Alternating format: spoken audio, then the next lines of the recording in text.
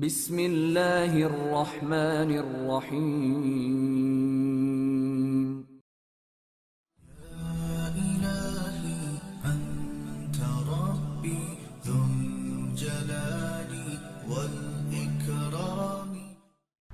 حیدر علی نے اپنے معتمد ساتھی شجاعت خان کو خلوت میں طلب کیا اور فاطمہ بیگم کے خط کا جواب تحریر کرانے لگا۔ آپ کا خط موصول ہوا، جس کا ہر لفظ میرے دل میں زہر آگی نشتر کی طرح اتر گیا ہے، اور اس وقت بھی مجھے محسوس ہو رہا ہے کہ جیسے میرے ذہن پر آہنی گرزوں کی بارش ہو رہی ہے۔ اتنی دور رہ کر بھی مجھے آپ کی پریشانیوں کا احساس ہے، مگر فی الوقت ان کا علاج ممکن نہیں۔ آپ کو بہرحال صبر کرنا ہوگا۔ میرے خاندان کی تاریخ ہی کچھ اس طرح ہے کہ کسی بھی مرد کو سکون و اطمینان سے بیٹھنا نصیب نہیں ہوا۔ شاید میں بھی اپنی تاریخ کی اسی روایت کو زندہ رکھنے کے لیے در بدر مارا پھر رہا ہوں، اور غالباً تمہیں اور تمہارے بیٹے کو بھی آزمائش کے اسی دور سے گزرنا پڑ رہا ہے۔ مگر ایک بات ہمیشہ یاد رکھنا کہ اللہ نے ہمیں کبھی بے آبرو نہیں کیا۔ ہمارے بزرگ قتل تو ہو گئے لیکن بے وقار نہیں ہوئے۔ تم بھی اسی کے فضل و کرم کا سائبان تلاش کرو۔ مجھے یقین ہے کہ تم بھی دشمنوں کی دست درازی سے محفوظ رہو گی، اور ٹیپو بھی۔ تمہارا یہ مشورہ پسند نہیں آیا کہ میں ریاست میسور کے بجائے کسی اور طرف چلا جاؤں۔ یہ واپسی مجھ پر قرض ہے، اور میں اس قرض کو اتارے بغیر چین سے نہیں بیٹھ سکتا۔ میرا انتظار کرو، مجھے آنا ہے اور میں آؤں گا، خواہ اس سفر میں اپنی جان سے ہی گزر جاؤں۔ والدہ صاحبہ کی خدمت میں سلام عرض کرنا، اور بصد احترام میری یہ درخواست پیش کر دینا کہ میں پہلے سے بھی زیادہ ان کی دعاؤں کا محتاج ہوں، اور ٹیپو کو احساس دلاتی رہنا کہ میں اس کے بہت قریب ہوں۔ میرے ہونٹ اس کے رخساروں پر ہیں اور اس کا سر میرے سینے پر ہے۔ میرے بیٹے کو عام ہندوستانی عورتوں کی طرح چاند اور ستاروں سے مت بہلانا، اور اسے لوریاں دینے کے بجائے ان مردان شجاع کے نغمے سنانا جو موت کے راگ کو دنیا کا سب سے دلکش راگ سمجھتے ہیں۔ امید ہے کہ آپ میری ہدایت پر حرف بحرف عمل کریں گی۔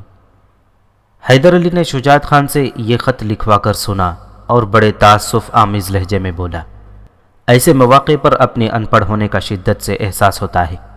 کاش مجھے بھی کتاب، قلم، کاغذ اور روشنائی کا ہنر آتا، پھر یہ مجبوری لاحق نہ ہوتی۔ جب تک آپ کے جانثار زندہ ہیں تو مجبوری کس شے کا نام ہے؟ شجاعت خان نے اپنے آقا کو احساس محرومی سے نجات دلانے کے لیے انتہائی پرجوش لہجے میں کہا۔ مجبوری تو مجبوری ہوتی ہے شجاعت خان۔ حیدر علی چند لمحوں کے اندر محرومی کے گرداب سے نکل گیا اور حسب عادت مسکرانے لگا۔ میں بھی کیا کرتا؟ والد محترم کے انتقال کے بعد ایسی خونی آندھیاں چلیں کہ قدم زمین پر جمتے ہی نہیں تھے۔ خاندان کے بزرگوں نے قلم کی جگہ تلوار ہاتھ میں دے دی، اسی سے آج تک کھیل رہا ہوں۔ اگر یہ کھیل بند کر کے کتاب اور قلم ہاتھ میں لے لوں تو خدا ہی جانتا ہے کہ اہل دنیا میرے ساتھ کیا سلوک کریں گے۔ حیدر علی کچھ دیر کے لیے اپنے ماضی میں سفر کرنے لگا تھا، پھر وہ یکایک حال کی طرف لوٹا۔ میری اس مجبوری کو میرا بیٹا ٹیپو دور کرے گا شجاعت خان۔ میں اس کے ہاتھ میں تلوار بھی دوں گا اور قلم بھی۔ پھر جب شجاعت خان خط لے کر ستی منگل سے سرینگا پٹنم کی طرف جانے لگا تو حیدر علی نے اسے ہدایت کرتے ہوئے کہا کہ وہ اس سفر میں سخت احتیاطی تدابیر کرے اور ہر قدم پر اپنی آنکھیں کھلی رکھے۔ وزیر اعظم نندراج کا کھویا ہوا اقتدار بحال ہونے کی ایک ہی صورت تھی کہ وہ کسی طرح 1 کروڑ روپے کی کثیر رقم پیشوائی پونا بالاجی باجی راؤ کو ادا کر کے ریاست میسور کے رہن رکھے ہوئے علاقے چھڑوا لے۔ اسی خوفناک صورتحال میں انتہائی رازداری کے ساتھ ایک بند کمرے میں نندراج اور حیدر علی کے درمیان گفتگو ہو رہی تھی۔ مہامنتری، یہ رقم اتنی معمولی نہیں ہے کہ ہم چند ساہوکاروں سے قرض لے لیں اور حالات سازگار ہوتے ہی انہیں واپس لوٹا دیں۔ حیدر علی اپنے چہرے سے بہت زیادہ پریشان نظر آ رہا تھا۔ میری کئی راتیں اسی فکر میں جاگتے گزر گئی ہیں۔ میں جانتا ہوں۔ نندراج اپنے اعصابی تناؤ کو کم کرنے کے لیے جام پر جام پی رہا تھا، مگر پھر بھی اس کی بدحواسی میں کوئی کمی واقع نہیں ہوئی تھی۔ کچھ بھی کرو، تمہیں ہر حال میں بالاجی باجی راؤ کا یہ قرض ادا کرنا ہے۔ اگر تم ناکام رہے تو میں اپنی زندگی کا خاتمہ کر لوں گا۔ میں چہرے کی اس سیاہی کے ساتھ میسور کے لوگوں کے سامنے جانا نہیں چاہتا۔ نندراج اقتدار کا بھوکا ایک خود غرض انسان سہی، مگر وہ آڑے وقتوں میں حیدر علی کے بہت کام آیا تھا، اور اسی کی حوصلہ افزائی سے حیدر علی آج اس مقام تک پہنچا تھا۔ یہی سوچ کر حیدر علی نندراج کی غم گساری کر رہا تھا۔ اس کی غیرت نے یہ گوارا نہیں کیا کہ وہ شکست و رسوائی کی ان جانگداز ساعتوں میں وزیر اعظم میسور کو تنہا چھوڑ کر چلا جائے۔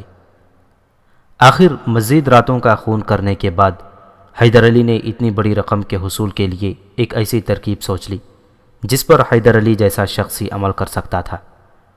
یہ ترکیب بے شمار خطرات سے بھری ہوئی تھی، اور ان خطرات میں جان کے ضیاع کا اندیشہ بھی موجود تھا، مگر حیدر علی نے نندراج کے احسانات کا بارے گراں اتارنے اور اپنی ذات کی بقا کے لیے اس پرپیچ راستے پر قدم رکھ دیا جس کا ہر موڑ براہ راست موت کی طرف جاتا تھا۔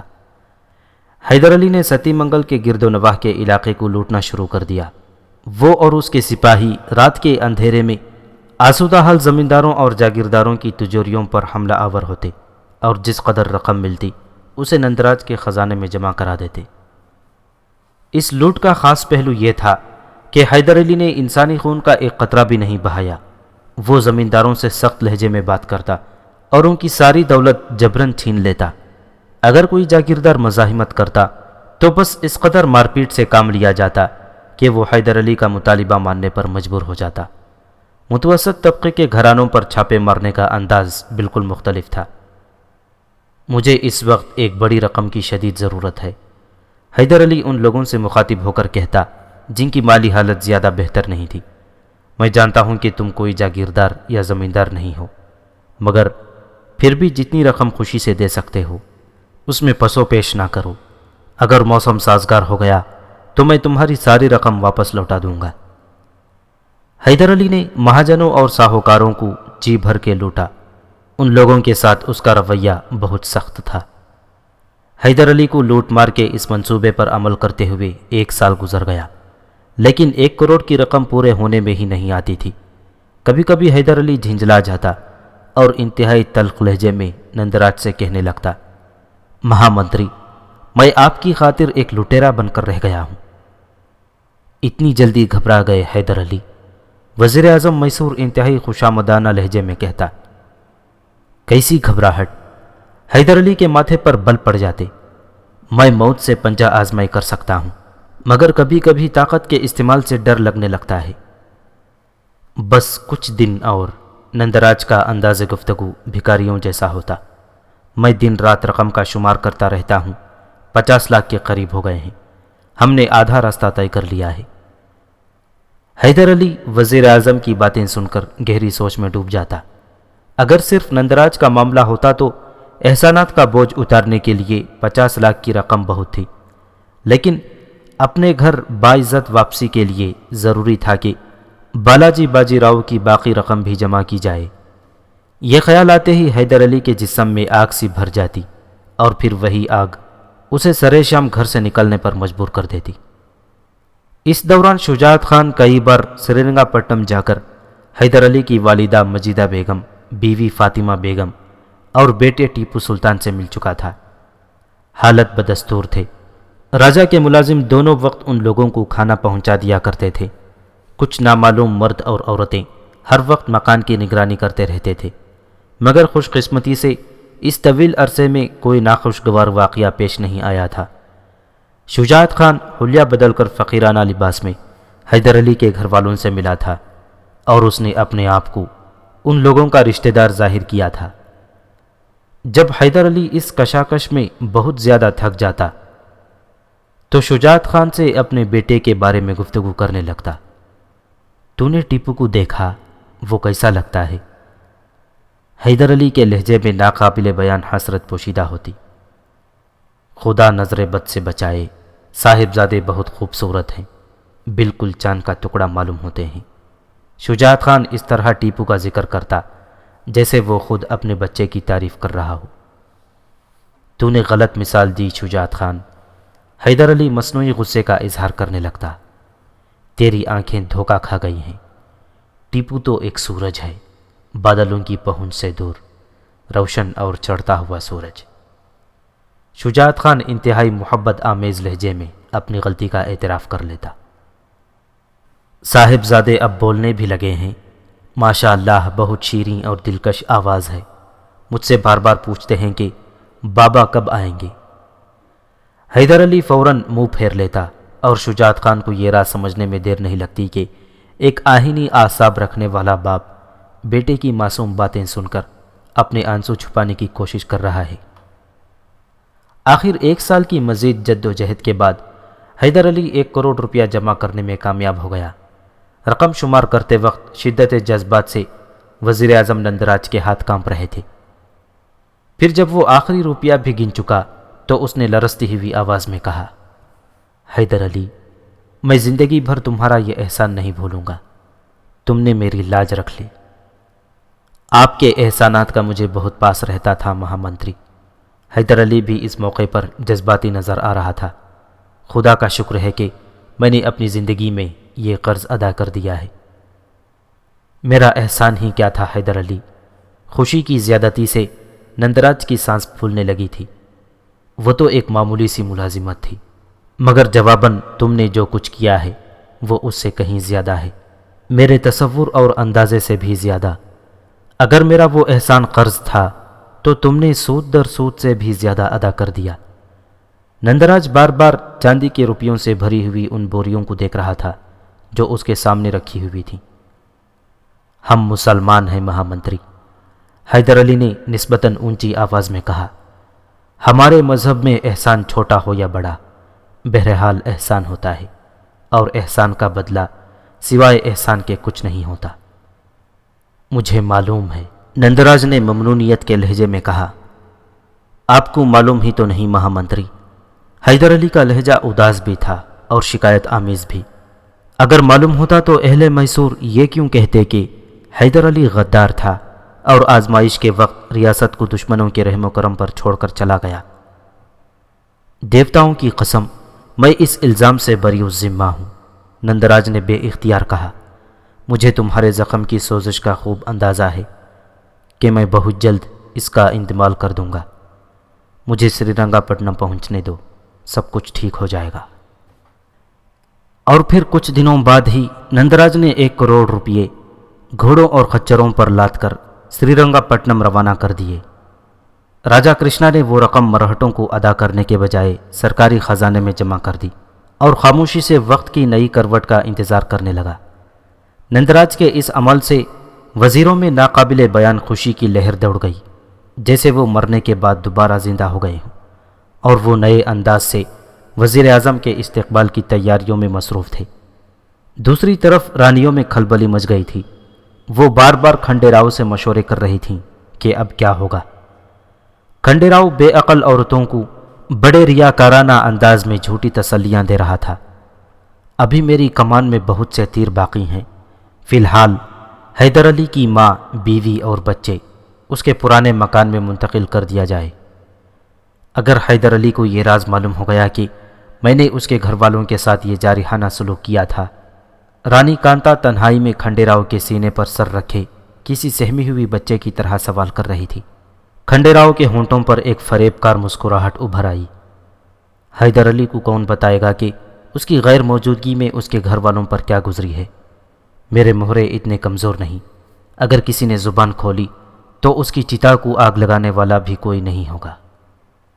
پھر حیدر علی کے بیوی بچے کو اس غیر حالت میں رکھنے کا الزام کس کے سر جائے گا؟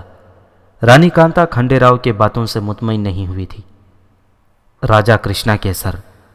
کھنڈے راؤ آہستہ آہستہ اپنی شاطرانہ چالوں کے اسرار کھول رہا تھا۔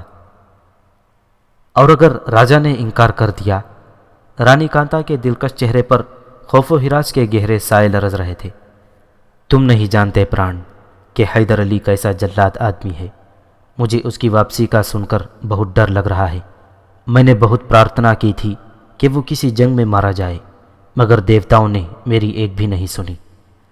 رانی کانتا اپنے ناآسودہ جذبوں کی غلام تھی، اس لیے کھنڈے راؤ کو پران یعنی محبوب کہہ کر پکارتی تھی، اور اس شخص کو جلاد سمجھتی تھی جس نے اسے ماں کا درجہ دیا تھا۔ کھنڈے راؤ جیسے بازیگر انسان نے رانی کانتا کی اس کمزوری سے فائدہ اٹھایا تھا۔ اب ساری ڈوریاں اس کے ہاتھ میں تھیں اور وہ ایک جوان بیوہ کو کٹ پتلی کی طرح نچا رہا تھا۔ راجا کے انکار سے کیا ہوگا؟ وہ لاکھ انکار کرے مگر حیدر علی اس کی کوئی بات تسلیم نہیں کرے گا، اس لیے کہ وہ ریاست کا حاکم ہے اور اس کے حکم کے بغیر اتنے بڑے کام کی تکمیل ممکن نہیں۔ کھنڈے راؤ کی دلیل سن کر رانی کانتا نے ایک جاندار قہقہہ لگایا۔ اب اس کے سر سے سارا بوجھ اتر گیا تھا۔ میں نے حیدر علی اور راجا کرشنا کے درمیان نفرت کا بیج بو دیا ہے، کھنڈے راؤ نے کہا، جو خوبصورت رانی کے قربت اور نشے کی شدت کے اثر سے بیٹھا جھوم رہا تھا۔ بس اب ایک ہی کام باقی رہ گیا ہے کہ کسی طرح حیدر علی اور نندراج بھی ٹھن جائے، پھر میسور کا تخت تمہارے قدموں کے نیچے ہوگا۔ اگرچہ رانی کانتا نے شراب نہیں پی تھی، لیکن اس کی آنکھیں کسی بادہ کش کی مانند خمار آلود نظر آ رہی تھی اور وہ دوبارہ میسور کی حکمرانی کے خواب دیکھ رہی تھی۔ کھنڈے راؤ کے منصوبے کے مطابق دوسرے دن ہی مجیدہ بیگم، فاطمہ بیگم اور ٹیپو سلطان کو پرانے مکان میں منتقل کر دیا گیا، جو ایک اعلیٰ فوجی افسر کے شایہ نشان تھا۔ پھر چند روز بعد وزیر اعظم نندراج اور حیدر علی بھی سری رنگا پٹنم پہنچ گئے۔ راجا کرشنا نے سیاست و مصلحت سے کام لیتے ہوئے قلعے سے باہر نکل کر حیدر علی اور نندراج کا استقبال کیا۔ اب وہ نئے انداز سے دوسری بازی کھیل رہا تھا۔ عیار کھنڈے راؤ ہزاروں انسانوں کی موجودگی میں حیدر علی کے قدموں میں جھک گیا اور چیخ چیخ کر کہنے لگا، میرا مالک واپس آ گیا اور اس کے ساتھ ہی میسور کی قسمت بھی لکھی گئی۔ سیاہ رات بھی ڈھل گئی، اب ہر طرف سورج کی تیز روشنی ہوگی اور دیکھنے والوں کی آنکھیں خیرہ ہو کر رہ جائیں گی۔ کھنڈے راؤ کے اس ریاکارانہ مظاہرے پر راجا کرشنا کو تو کوئی حیرت نہ ہوئی کہ وہ اسی کا آدمی تھا، مگر نندراج کے لیے کھنڈے راؤ کا یہ خوشامدانہ طرز عمل بڑا حیران کن تھا۔ وزیر اعظم میسور نے بہت غور سے اس دراز قد برہٹے کی طرف دیکھا اور کسی گہری سوچ میں ڈوب گیا۔ حیدر علی ان تمام باتوں سے بے نیاز نظر آ رہا تھا اور جلد از جلد اپنے گھر پہنچ جانا چاہتا تھا۔ اس نے استقبالیہ جشن کے سلسلے میں رسمی طور پر راجا کرشنا کا شکر ادا کیا اور بہت تیز رفتاری سے محل میں داخل ہو گیا۔ اہل خانہ کو پرانے مکان میں دیکھ کر حیدر علی کو سخت تعجب ہوا تھا، مگر اس نے وقتی طور پر اپنے ذہن سے تمام خیالات کو جھٹک دیا اور والدہ مجیدہ بیگم کے سامنے کسی خدمتگار کی طرح سر جھکا کر کھڑا ہو گیا۔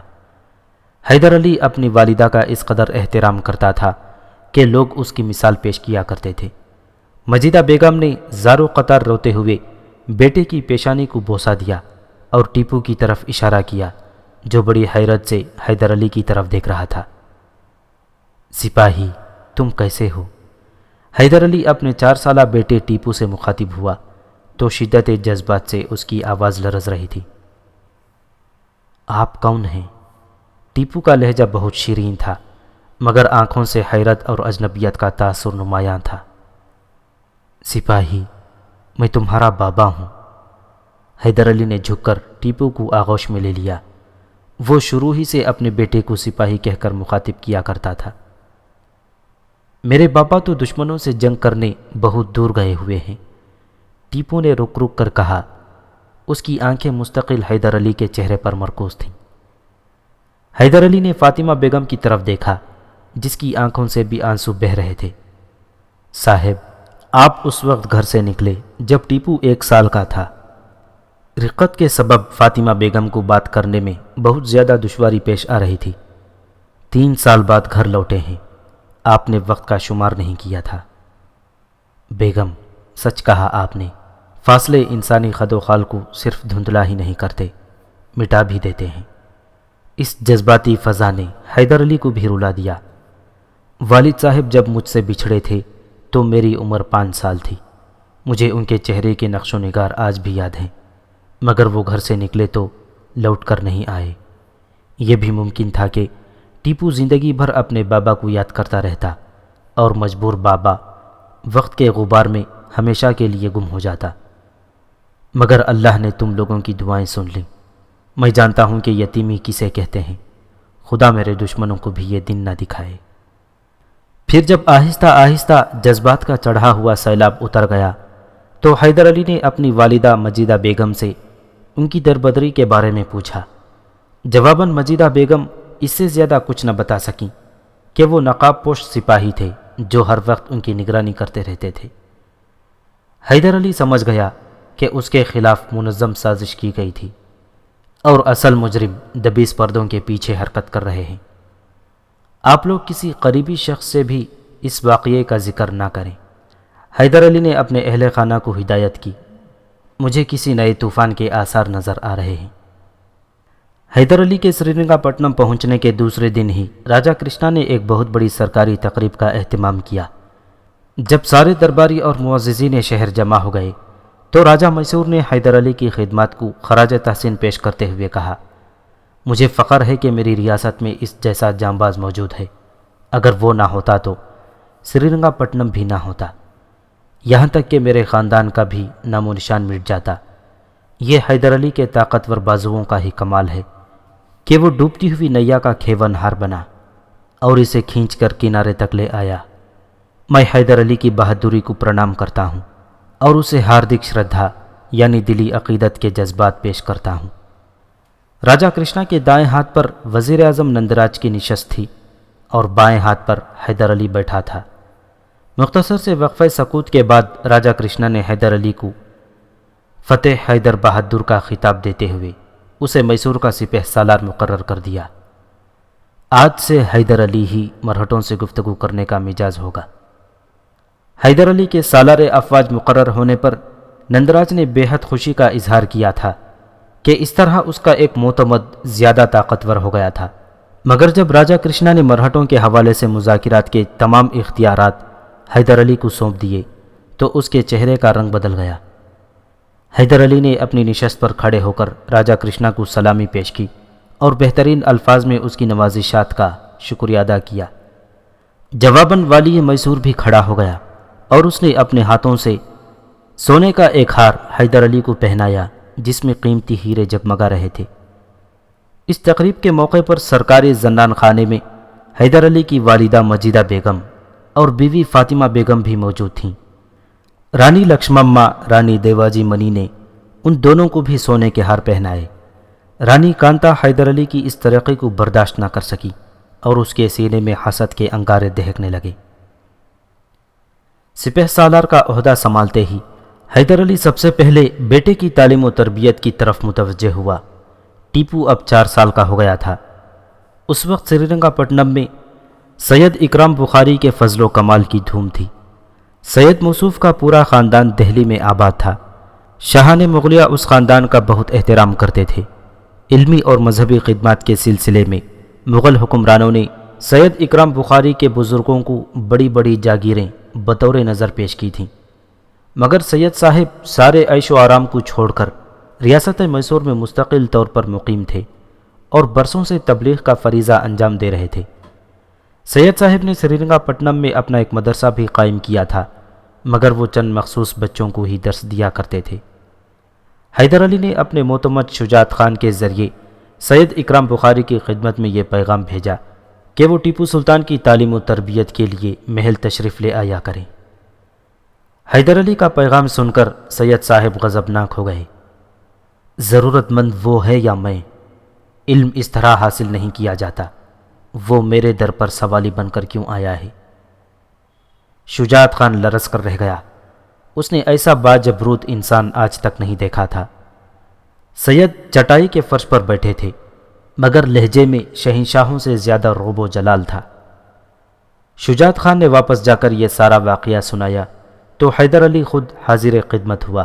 اس نے ٹیپو کی تعلیم و تربیت کے سلسلے میں سید اکرام بخاری سے درخواست کی۔ سید صاحب نے حیدر علی سے صاف صاف کہہ دیا کہ وہ ہر کس و ناکس کو تعلیم نہیں دیتے۔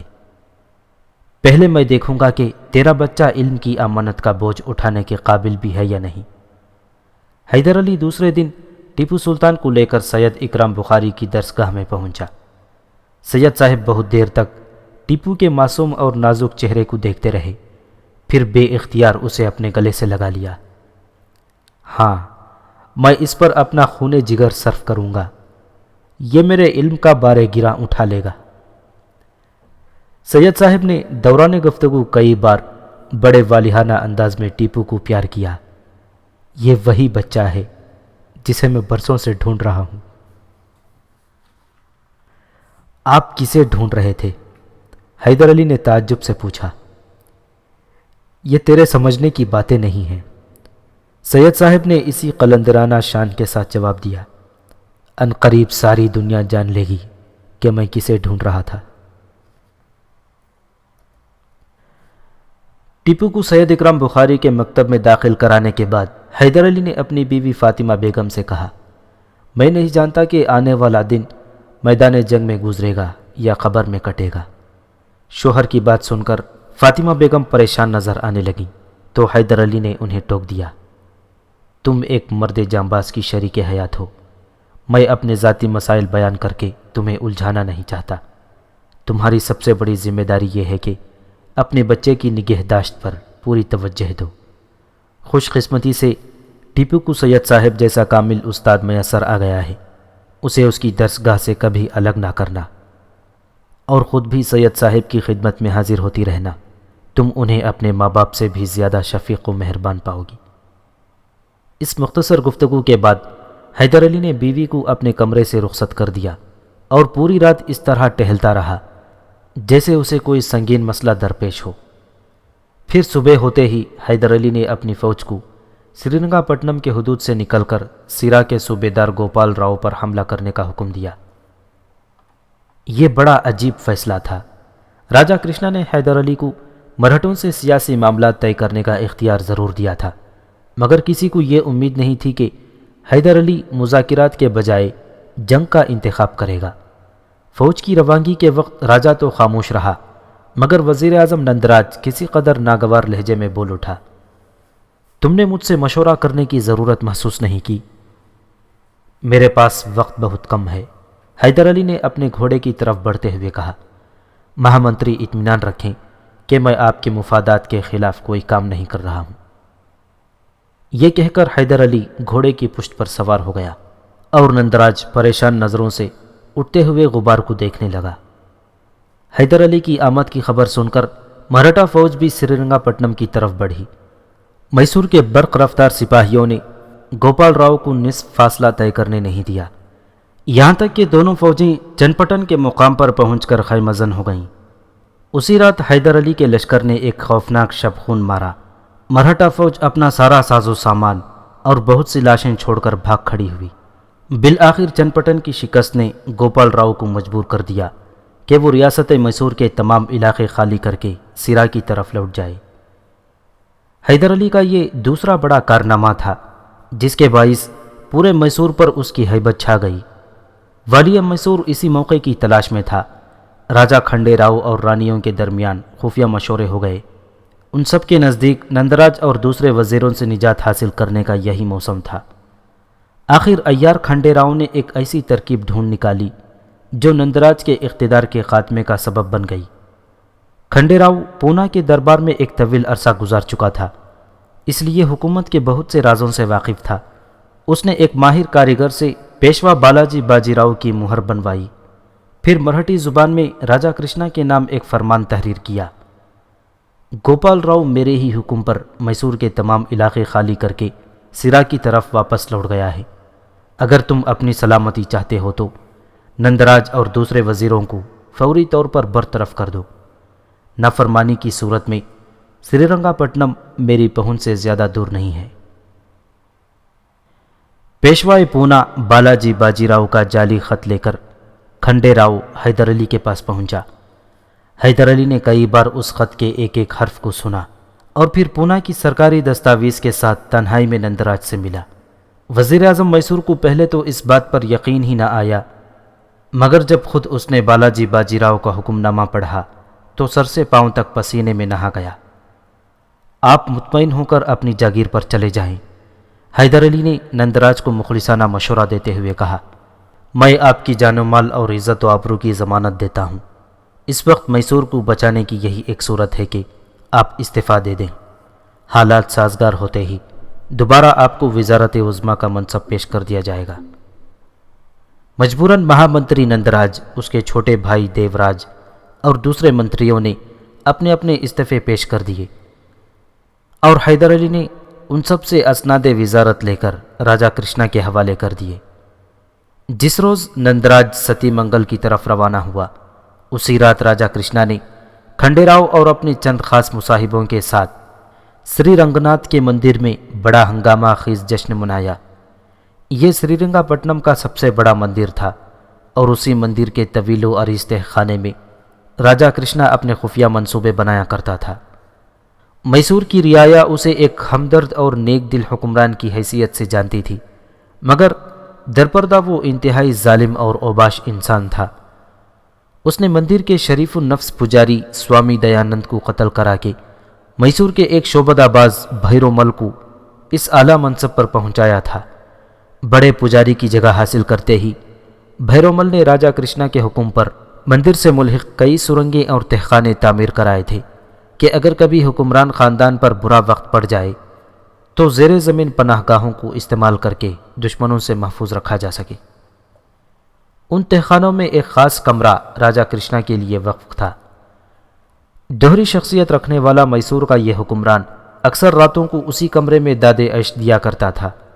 بھیرومل کے سینکڑوں چیلے جوگیوں کے بھیس میں نگر نگر گھومتے اور خوبصورت لڑکیوں کو اغوا کر کے انہی زمیندوز عشرت قدوں میں پہنچا دیتے۔ راجا کرشنا رعایا کے سامنے دیوتاؤں کی پوجا کرتا اور پھر سوامی بھیرومل کے کمرے سے گزر کر اس تہخانے میں چلا جاتا جو رات کے اندھیرے میں بھی راجا اندر کے اکھاڑے کی طرح روشن رہتا تھا۔ یہاں وہ جی بھر کر شراب پیتا اور اپنی پسندیدہ لڑکی کو بے آبرو کر کے وحشیانہ قہقہ لگاتا۔ پھر وہ بدنصیب لڑکی دیوداسیوں کی طویل قطار میں شامل کر دی جاتی اور زندگی بھر حکومت کے دوسرے اہلکاروں کی خدمت کرتی رہتی۔ نندراج اور دوسرے وزیروں سے نجات حاصل کر کے راجا کرشنا سری رنگناتھ کے مندر میں پہنچا اور اس نے بھیرومل سے کھنڈے راؤ کا تعارف کراتے ہوئے کہا، سوامی، یہ ہے میرا دماغ جس نے نندراج اور اس کے ساتھیوں کو مگرمچھ کی طرح نگل لیا ہے۔ آج میں اس کی بدولت آزاد ہوا ہوں۔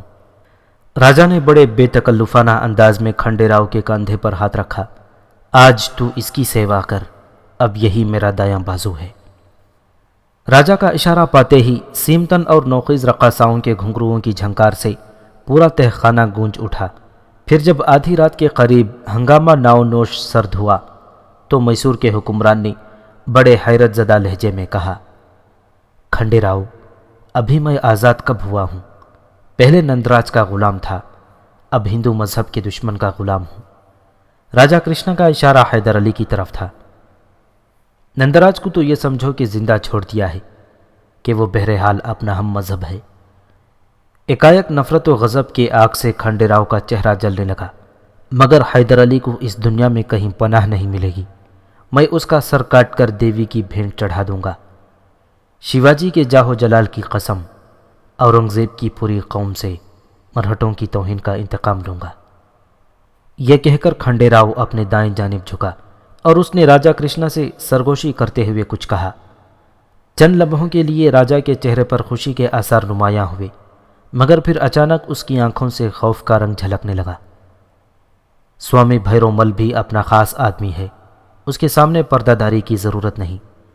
راجا کرشنا نے کھنڈے راؤ کی سرگوشی کے جواب میں کہا۔ عیار کھنڈے راؤ نے ایک نظر بھیرومل کی طرف دیکھا اور پھر والی میسور سے مخاطب ہو کر بولا، میرے ذہن میں حیدر علی سے چھٹکارا حاصل کرنے کے لیے دو ترکیبیں ہیں۔ ایک یہ کہ اس کے بیوی بچے کو قتل کر دیا جائے، پھر وہ آہستہ آہستہ خود ہی مر جائے گا۔ نہیں کھنڈے راؤ، راجا کرشنا نے انتہائی خوفزدہ لہجے میں کہا، تو حیدر علی کو جانتا نہیں۔ اگر اس کی بیوی اور بچہ ہلاک ہو گئے تو پھر نہ جانے ہر گھر سے کتنی لاشیں اٹھیں گی۔ ہو سکتا ہے کہ وہ پوری ریاست ہی کو شمشان بنا ڈالے۔ مہاراج، آپ اس کے بیوی بچے کو قتل کیوں نہیں کرتے؟ ایکائک بھیرومل درمیان میں بول اٹھا، میرے یہ چیلے کس دن کام آئیں گے؟ حیدر علی کے بیٹے کو بھی کوئی کنواری لڑکی سمجھ کر اغوا کر لیں گے، پھر بازی آپ کے ہاتھ میں ہوگی۔ بھیرومل کے چہرے پر بڑی بے حیائی اور صفا کی برس رہی تھی۔ خاموش رہ سوامی، راجا کرشنا نے بھیرومل کو ڈانٹتے ہوئے کہا، تو نے میسور کے سپہ سالار کے بیٹے کو کسی مزدور و کسان کی لڑکی سمجھا ہے؟ وہ ٹیپو کی تلاش میں تیری بنائی ہوئی ایک ایک سرنگ اور ایک ایک تہخانے کو کھودوا ڈالے گا۔ میں جانتا ہوں کہ راج بھون کا کیا حشر ہوگا، شاید وہ اسے بھی مسمار کرا دے۔ میں جانتا ہوں کہ حیدر علی کس ارادے کا انسان ہے، وہ اپنے بیٹے کو پاتال سے بھی ڈھونڈ نکالے گا۔ بھیرومل نے آج تک حیدر علی کو نہیں دیکھا تھا، مگر راجا کرشنا کی باتیں سن کر اس جیسے جابر اور پتھر انسان کے چہرے پر بھی ہوائیاں اڑنے لگیں۔ کھنڈے راؤ کی عیار آنکھیں بھیرومل کے چہرے پر مرکوز تھیں اور اس کا فتنہ گر دماغ مندر کے تہخانے سے نکل کر خیالات کی مختلف شاہراہوں میں بھٹک رہا تھا۔ آپ کے کتنے چیلے ہوں گے سوامی؟ کھنڈے راؤ نے انتہائی سرد لہجے میں بھیرومل سے پوچھا۔ سینکڑوں میں ہیں، شوبھداباد سوامی نے بڑے فخر کے ساتھ کہا۔ تو پھر اپنے چیلوں کو حکم دیجئے کہ وہ اس بار کسی خوبصورت لڑکی کے بجائے حیدر علی کو اغوا کر لے۔ کھنڈے راؤ کے ہونٹوں پر عجیب سی مسکراہٹ رقص کر رہی تھی۔ تجھے مذاق سوجا ہے کھنڈے راؤ، اور ہماری جان پر بنی ہوئی ہے۔ ایکائک راجا کرشنا غضبناک نظر آنے لگا۔ اگر حیدر علی کو آج ہی قابو میں نہیں کیا گیا تو آنے والا وقت اسے بہت زیادہ طاقتور بنا دے گا۔ جو شخص کھڑے کھڑے نندراج جیسے مضبوط انسان کو میسور کی ریاست سے بے دخل کر سکتا ہے، وہ کسی دن مجھ سے بھی آنکھیں پھیر سکتا ہے۔ پھر میرا اور میرے خاندان کا کیا انجام ہوگا؟ میں نے حیدر علی کو سپہ سالار اس لیے بنایا تھا کہ وہ مجھے نندراج اور دوسرے وزیروں سے نجات دلانے میں معاون ثابت ہوگا۔ میری چال کامیاب ہو گئی۔ اب میں حیدر علی کو ایک دن بھی اس منصب پر برقرار دیکھنا نہیں چاہتا۔ پربھو، میں آپ کی اسی مشکل کو آسان کرنے کی تدبیر سوچ رہا ہوں۔ کھنڈے راؤ کا لہجہ اسی طرح سرد تھا۔ حیدر علی کے اغوا سے میری مراد یہ ہے کہ وہ اسے سوامی جی کے چیلوں کے ہاتھوں قتل کرا دیا جائے۔ وہ کس طرح؟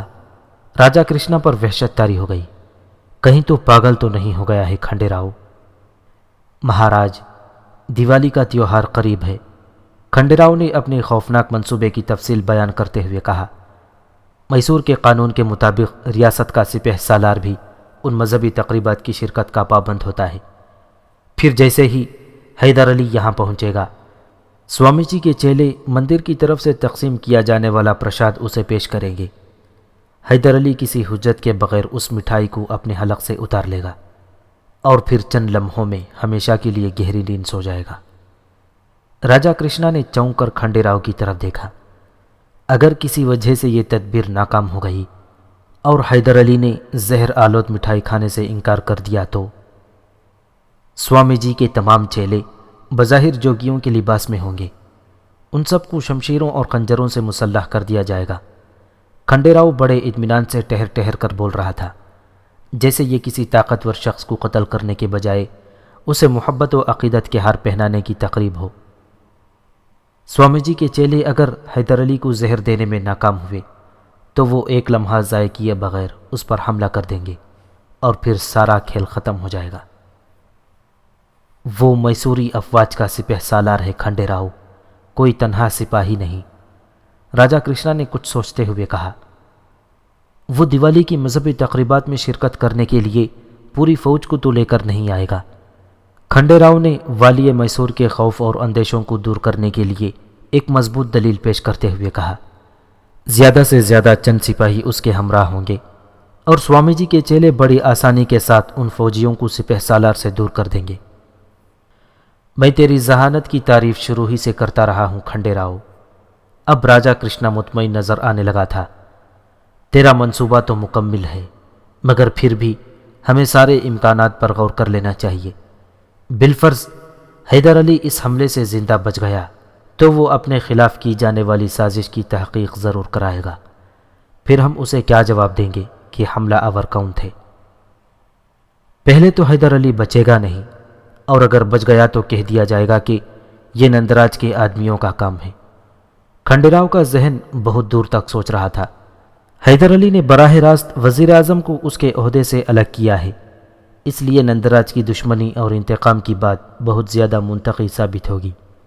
نتیجتاً حیدر علی کے پاس اس کی سوا کوئی چارہ نہیں ہوگا کہ وہ ہماری پیش کردہ وجوہات کو بلا تاخیر قبول کر لے۔